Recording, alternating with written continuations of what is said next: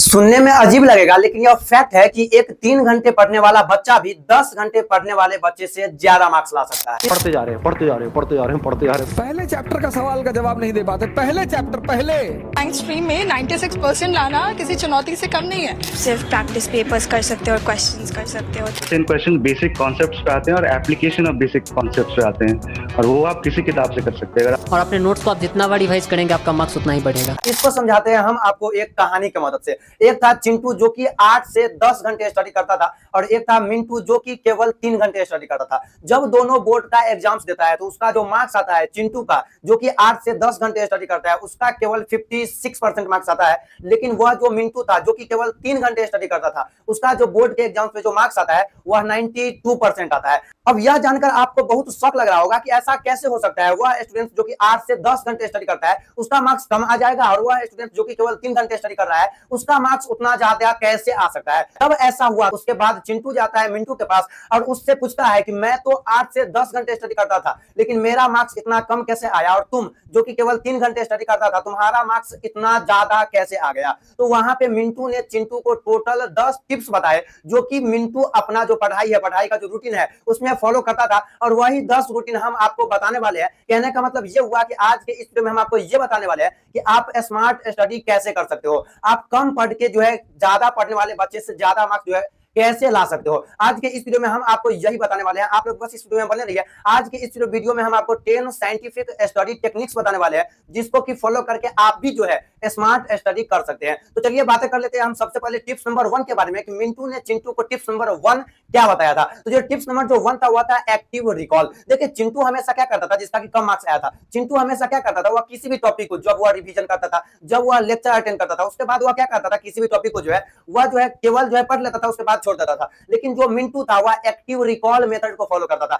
अब यह active recall method क्या है, हमें करना क्या है, जब भी हम कोई भी जो है अपना किसी भी टॉपिक का रिवीजन करें या हम जो है कोई भी जो है लेक्चर देखें किसी भी सर का, चाहे आप ऑफलाइन में पढ़ रहे हो या ऑनलाइन लेक्चर्स देख रहे हो, तो जब हम कोई भी लेक्चर्स अटेंड करें या हम रिवीजन करें तो उसके बाद हमको सीधे पढ़ाई से नहीं उठ जाना है। उसके बाद जब हम पूरा रिवीजन कर ले या पूरा लेक्चर अटेंड कर ले तो उसके बाद हमको 5 से 10 मिनट का टाइम निकालना है और उस दौरान हमें यह सोचना है कि आखिर हम जो रिवीजन किए हैं, आखिर हमें सर जो इतना देर जो पढ़ाए हैं उस दौरान वह क्या क्या पढ़ाए हैं। यानी आपको जो है जैसे आप रिवीजन कर रहे हैं, आप पूरा एक चैप्टर का रिवीजन कर लिए हैं, उसके बाद आपको कॉपी को बंद करना है, उसके बाद खुद से सवाल पूछना है कि आखिर हम जो अभी जो रिवीजन किए हैं उस दौरान हम क्या क्या पढ़े हैं। यानी यही एक्टिव रिकॉल मेथड कहता है कि आपको अपना कॉपी को बंद कर देना है, उसके बाद खुद में सोचना है कि आखिर आपने इतना देर में क्या क्या पढ़ा है जो टॉपिक आप पढ़ रहे हैं उसमें। तो पहला नंबर टिप्स आप यह फॉलो कर सकते हैं जो कि है एक्टिव रिकॉल। इसके बाद जो सेकंड नंबर जो टिप्स जो मिंटू ने चिंटू को बताया वह था स्पेस्ड रेपिटेशन। आखिर यह स्पेस्ड रेपिटेशन आखिर क्या होता है, तो आप लोग अधिकतर क्या करते हैं, आप किसी टॉपिक को एक बार आज पढ़ लिए, जैसे सर ने आज जो पढ़ाया उसको आप बहुत अच्छी तरीके से पढ़ लेते हैं, यानी बढ़िया से आप पढ़ लेते हैं, लेकिन उसके बाद सीधा आप कब पढ़ते हैं, जब आपका कोई टेस्ट एग्जाम होना होता है या जब आपका बोर्ड एग्जाम सुना होता है, जब भी आप पढ़ते हैं ना। लेकिन मिंटू ऐसा नहीं करता था, वह स्पेस्ड रेपिटेशन मेथड को फॉलो करता था। जैसे वह आज किसी टॉपिक को पढ़ लिया है तो उसी टॉपिक को आज से 3 दिन बाद पढ़ता था, आज से 7 दिन बाद पढ़ता था, आज से 15 दिन बाद पढ़ता था, आज से 30 दिन बाद पढ़ता था। ऐसे कर करके जो है वह अपना जो रिवीजन करने का जो तरीका है उसको जो है टाइम जो है उसको बढ़ाता रहता था, यानी वह समय समय पर टॉपिक को जो है रिवाइज करता रहता था स्पेस्ड रिपीटेशन के मदद से। तो आपको भी यही करना है, आप जब भी पढ़ाई करें तो आपको यह नहीं करना है कि आज जो पढ़ाया गया है आज पढ़ लिए हैं, अब कब पढ़ेंगे, जब कोई टेस्ट एग्जाम्स होगा या जब फाइनल एग्जाम्स होगा जब हम पढ़ेंगे। ऐसा आपको नहीं करना है। आप जब भी चीज पढ़े तो आपको समय समय पर उसको रिवाइज करना होता है। जैसे आप किसी चीज को आज पढ़े हैं तो आप 3 दिन बाद पढ़िए, 7 दिन बाद पढ़िए, 15 दिन बाद पढ़िए, 30 दिन बाद पढ़िए। ऐसा कर करके जो है आप टाइम बढ़ा के जो है रिवीजन कर सकते हैं। तो यह था आपका सेकंड नंबर टिप्स जो कि है स्पेस्ड रिपीटेशन। इसके बाद जो थर्ड नंबर टिप्स है वो है टीच अदर्स। यानी आपको क्या करना है, आप जब भी कोई चीज पढ़े तो आपको तो पढ़ लेना है, उसके बाद आपका जो कोई छोट भाई बहन हो या आपका जो कोई दोस्त हो उसको जो है आपको उस टॉपिक को पढ़ाना है, या दोस्त या भाई बहन ना हो तो खुद को उस टॉपिक को समझाना है। जैसे मान के चलिए आप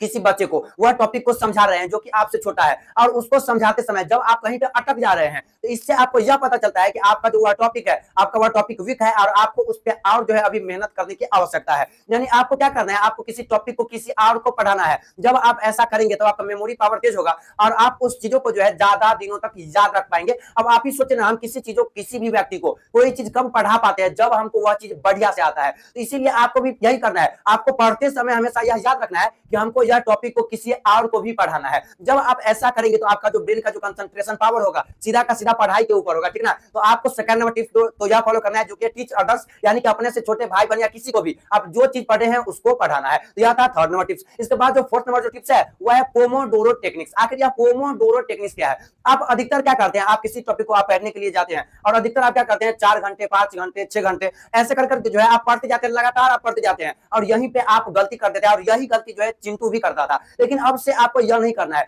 देखिए क्या होता है, जब हम किसी टॉपिक को जो है बार बार एक ही टॉपिक को बहुत लंबे समय तक जो है 3 घंटा 4 घंटा 5 घंटा पढ़ते हैं, तो ऐसे में हमारा जो ब्रेन होता है उसको बोरिंग फील होने लगता है। और आप कोई भी चीज पढ़ने के लिए आप पढ़ते तो हैं, लेकिन आपको वह चीज समझ में नहीं आता है। अभी से आपको ऐसा नहीं करना है। आप जब भी पढ़ाई करने के लिए जाए आपको पोमोडोरो टेक्निक्स को फॉलो करना है। अब यह पोमोडोरो टेक्निक्स क्या कहता है, तो ये कहता है कि आपको केवल 25 से 30 मिनट तक जो है लगातार स्टडी करना है। जैसे हम स्टडी करने के लिए अभी बैठे हैं, तो अभी से हम 25 से 30 मिनट तक स्टडी करेंगे, उसके बाद फिर 5 मिनट का ब्रेक लेंगे, उसके बाद फिर 25 से 30 मिनट का स्टडी करेंगे, उसके बाद फिर 5 मिनट का गैप लेंगे। यानी पोमोडोरो टेक्निक्स से हमको क्या सीख मिलता है कि हमको जो पढ़ाई है वह गैपिंग के दौरान करना है। ज्यादा लंबा गैपिंग भी नहीं लेना है। आप जो है 5 से 10 मिनट का ज्यादा से ज्यादा जो है गैपिंग ले सकते हैं। यानी कि आप जो है आधा घंटा पढ़िए, उसके बाद 5 मिनट का गैप लीजिए, फिर आधा घंटा पढ़िए, फिर 5 मिनट का गैप लीजिए। जब आप ऐसा करेंगे तो आपका जो ब्रेन है उसको बोरिंग फील नहीं होगा और उसका जो पूरा कंसंट्रेशन है वह पढ़ाई के ऊपर ही होगा। इसके बाद जो नेक्स्ट नंबर जो टेक्निक है वह है सब्जेक्ट स्विचिंग मेथड। आखिर यह सब्जेक्ट स्विचिंग मेथड क्या है, तो देखिए होता क्या था, वह जो चिंटू था जिसका कि मार्क्स कम आया, वह क्या करता था, किसी एक टॉपिक को ले लिया और पूरा दिन किसी एक सब्जेक्ट को उठा लिया और वह पूरा दिन जो है उसी को जो है पढ़ते जा रहा है पढ़ते जा रहा है पढ़ते जा रहा है। यानी पूरा दिन जो है वह केवल एक ही सब्जेक्ट को पढ़ता था और यहीं पे वह गलती कर देता था। आपको यह नहीं करना है। आपको क्या करना है, जब भी आप स्टडी करने के लिए जाए आपको सब्जेक्ट स्विचिंग मेथड को फॉलो करना है। सब्जेक्ट स्विचिंग मेथड यह कहता है कि आपको एक दिन में केवल एक ही सब्जेक्ट नहीं पढ़ना है, आप 2 सब्जेक्ट 3 सब्जेक्ट को जो है पेयर करके पढ़ सकते हैं। जैसे अब पहले आप क्या करते थे, भर दिन मैथ पढ़ते जा रहे थे। अभी के बाद आपको क्या करना है, मैथ पढ़ना है, उसके बाद थोड़ा देर साइंस पढ़ना है। यानी क्या करना है, आपको पेयर कर लेना है।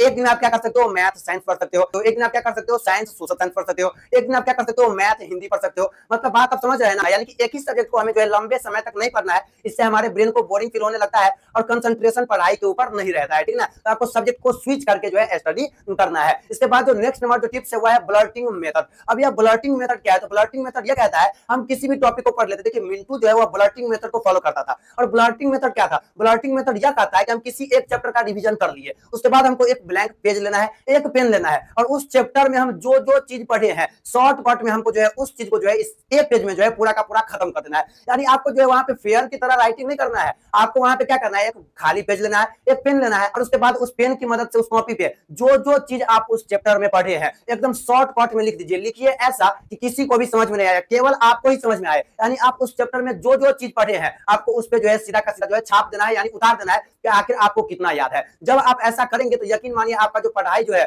वह बहुत जो है आगे निकल जाएगा स्टडी, ठीक ना। इसके बाद नेक्स्ट जो टिप्स है वह है study with diagram, flow chart, mind map and visualisation. यानी आपको पढ़ाई केवल यह नहीं करना है केवल आपको टेक्स्ट को देखते जाना है यह नहीं करना है। आपको पढ़ाई के दौरान फ्लो चार्ट बनाना है, आपको माइंड मैप बनाना है, आपको पढ़ाई के दौरान चीजों को विजुअलाइज करके पढ़ना है, ठीक ना। जब आप चीजों को विजुअलाइज करके पढ़ते हैं तो यह साइंटिफिकली प्रूवन है कि हम किसी टेक्स्ट को पढ़ने से ज्यादा हमारा जो ब्रेन होता है वह जो है विजुअलाइजेशन पे मदद करता है। यानी आप किसी चीजों को केवल पढ़ते जा रहे हैं वह आपको बढ़िया से समझ में नहीं आएगा, लेकिन उसी चीजों को जब आप विजुअलाइज करके पढ़ेंगे, आप जो पढ़ रहे हैं आप उसका अपने माइंड में इमेज क्रिएट कर रहे हैं, तब आपको वह चीज जो है ज्यादा बढ़िया से समझ में आएगा और आपको ज्यादा दिनों तक याद रहेगा। तो यह था आपका एक टिप्स। इसके बाद जो नेक्स्ट जो टिप्स है वह है आपका प्रैक्टिस टेस्टिंग। आप लोग अधिकतर क्या करते हैं, आप केवल पढ़ते जा रहे हैं और आप कोई भी टेस्ट जो है नहीं देते हैं और यकीन मानिए आप यहाँ पे सबसे बड़ा गलती करते रहते हैं। आपको अगला बार से क्या करना है, जब भी आप पढ़े आपको जो है टेस्ट देना है। टेस्ट देने के लिए आप क्या कर सकते हैं, पीवाईक्यू का सहारा ले सकते हैं, सैंपल पेपर का सहारा ले सकते हैं,